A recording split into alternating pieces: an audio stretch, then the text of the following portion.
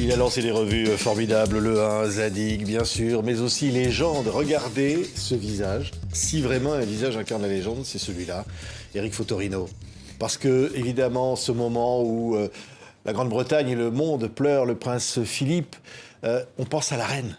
On pense vraiment à la reine. Bien sûr, alors comme vous l'imaginez, j'y pensais même avant le décès de son mari, j'y pensais pour plusieurs choses, plusieurs raisons. D'abord le Brexit. Le Brexit fait s'éloigner d'une certaine manière de l'Europe et de nous, la Grande-Bretagne, mais la reine, elle, est comme un socle. Et vous vous souvenez de son discours d'avril 2020, il y a un an, sur le Covid, où elle retrouve des accents churchilliens pour dire à ses sujets, aux citoyens, nous nous retrouverons, we'll meet again. Et elle reprend cette phrase très célèbre d'une mythologie britannique. Et au-delà de ça, presque 70 ans de règne, plus que Victoria. Victoria a régné 63 ans, Elisabeth II, 69 ans déjà. Oui, vous lui consacrez donc, voilà, à la une. C'est absolument magnifique, grand format, somptueux légende, avec des photos, des contributions. Vous allez nous dire qui a contribué à Légende. Ce qu'on veut avec Légende, c'est à la fois des photos qui nous en mettent plein les yeux, c'est vraiment le cas, pas dans l'esprit people, mais l'esprit document. C'est-à-dire qu'on veut, c'est pour ça que le format est si grand. On est dans une période, vous savez, Patrick, qui se dématérialise, qui se miniaturise. On regarde l'information sur nos petits écrans de téléphone. Et bien là, nous, on prend de la place parce qu'on veut des visages, des histoires qui prennent de la place, des idées qui prennent de la place. Donc il y a des reportages saisissants. Vous savez que la reine a été très photographiée, évidemment par Martine Parr, par Cécile Beaton et bien d'autres, par Annie Leibovitz. Donc les photos sont là. Et puis des textes alors très différents de William Boyd, par exemple, qui raconte comment il a rencontré la reine, mais aussi Jane Birkin, mais aussi Tatiana de René ou Irène Frein. Et bien sûr Marc Roche, qui est le grand connaisseur de la royauté, longtemps correspondant du Monde à Londres. Et à partir de tous ces témoignages, il y a Michel Pastoureau, qui analyse, l'historien des couleurs, qui analyse les vêtements de la reine, c'est-à-dire les couleurs qu'elle arbore. Cette héraldique de la couleur. C'est incroyable, quand on voit ça, ce genre de photo double page, c'est impressionnant. Moi, j'aime beaucoup cette idée d'immersion, c'est-à-dire qu'on rentre dans un univers. Par le passé, on a fait Coluche, on a fait Angela Davis, on a fait Zidane, évidemment, c'est d'autres univers. Là, c'est l'univers d'une reine qui est à la fois, vous savez, il y a Stéphane Bern, dans un texte très intéressant, qui parle de Kantorowicz et des deux corps du roi, donc des deux corps de la reine. Donc le corps enfermé, un peu corseté derrière les grilles de Buckingham, et puis le corps qui appartient à tout le monde, la reine du pop art. On la voit avec Andy Warhol, la sérigraphie d'Andy Warhol. Quand vous allez à Londres, dans le nord de Londres, sur des murs de pub, vous la voyez dénudée par un artiste de street art qui s'appelle Pegasus. Donc il y a toutes ces reines qui font une reine, une souveraine. Oui, elle appartient à son époque. Un mot sur cette photo, elle est incroyable. C'est une photo de Chris Levine, qui n'est pas un photographe professionnel, qui est un plasticien. Et il l'a fait poser sur cette photo, comme vous la voyez, et là même les yeux fermés. Nous, on a considéré que c'était bien de l'avoir les yeux ouverts. Et d'ailleurs, le protocole autorise tout sujet à regarder la reine dans les yeux. Eh bien, nous, on a voulu respecter ce protocole. On a le droit de la regarder dans les yeux. Et tout le monde va la voir dans les yeux parce que ce numéro va pouvoir s'afficher dans tous les kiosques. Ça fait du bien d'avoir des magazines comme ça, de proposer ça. Écoutez, d'abord, ça fait beaucoup de bien de les faire. C'est-à-dire que tout d'un coup, on s'immerge dans une histoire qui est toujours plus complexe qu'on imagine, qui est semée de drames, de gloire, une immense longévité. Pourquoi est-elle une légende ? Aussi parce qu'elle a duré, qu'elle dure. Regardez Lady Diana. Elle était une légende parce qu'elle a été foudroyée. Elle est une légende parce qu'elle dure, elle encaisse, never explain, never complain, et elle traverse toutes les difficultés, tout ce qui est arrivé. Elle était reine d'un empire, elle est devenue reine d'une nation. Le Commonwealth, maintenant, elle est la souveraine de 16 pays sur 54.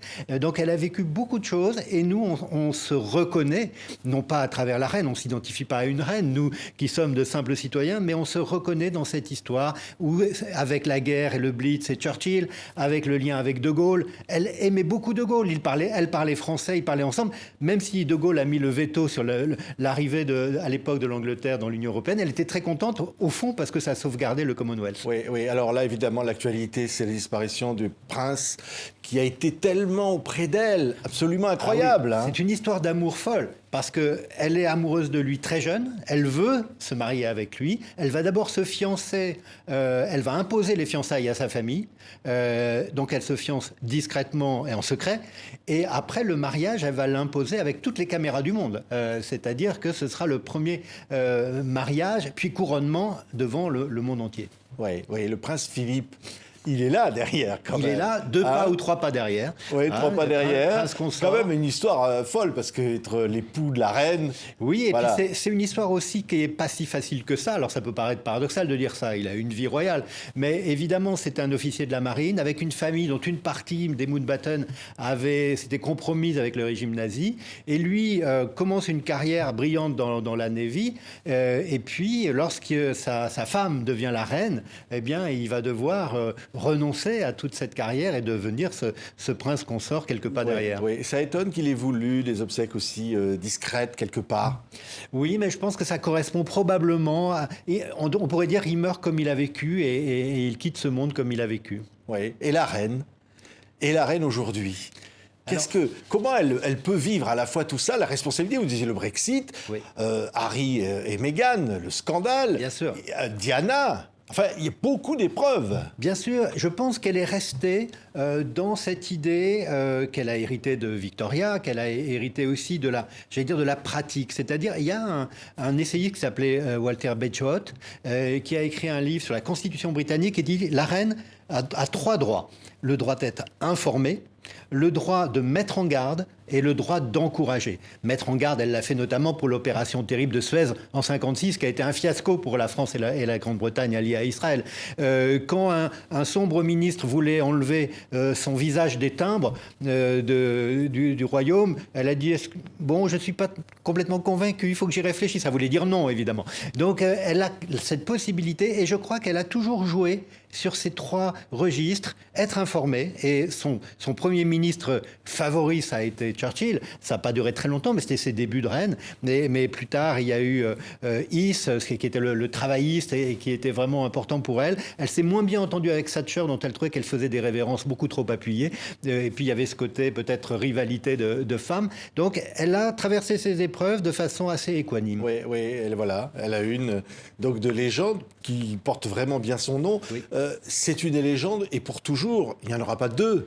Élisabeth II. C'est ce que disent souvent les observateurs de la royauté. C'est que d'abord ce long règne, et puis c'est vrai qu'après, peut-être qu'il y aura des figures un peu différentes. Bon, son fils qui attend depuis 69, elle l'a intronisé, vous vous rendez compte, en 1969.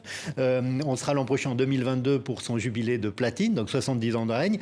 Ce sera différent. Le monde sera différent dans lequel, évidemment, sera intronisé le futur monarque, mais évidemment, 70 ans auront passé au moins. Oui, on peut l'admirer sans être monarchiste. Bien sûr, et vous verrez, il y a un texte d'historien passionnant qui dit à quel point la société anglaise est une société inégalitaire, qui refuse au fond le multiculturalisme. Donc, on n'est pas dans la géographie. Moi, je tiens toujours à ce que nos légendes, bien sûr, en disant quoi elles peuvent faire rêver, elles nourrissent l'imaginaire, mais en même temps, c'est pas la vie des saints. Ils ont tous cette faiblesse qui fait que justement le fait d'être imparfait les rend d'autant plus parfaits pour être des légendes. Oui. Vous lui avez envoyé un exemplaire, je parie. Alors on a envoyé Eric. bien sûr un exemplaire à Sa Majesté. Ouais. Et c'est important aussi de dire que les icônes de notre temps nous racontent aussi, même si on paraît être bien loin, bien sûr, bien loin des ors d'une royauté. Mais vous avez raison, ces légendes, elles racontent notre époque. C'est vrai que de voir qu'elle prend non pas le pouvoir, parce que c'est de l'influence plus qu'un pouvoir, elle règne, mais elle ne gouverne pas. C'est les années 50, et on voit à travers elle, je parlais d'expédition de Suez ou de l'Europe avec De Gaulle, on voit aussi la guerre en Irak, on voit tous ces grands événements, c'est comme un sismographe, en fait, vu de la reine, du regard de la reine et de ses fameuses poignées de main. Aussi, on dit qu'elle a serré des millions de mains. Je ne sais pas si c'est des millions, mais en tout cas, elle a beaucoup serré les mains. Merci Eric Fotorino. Voici donc le nouveau légende extraordinaire, magnifique. Merci Patrick. Élisabeth II à la une. Merci Eric Fotorino. Merci beaucoup.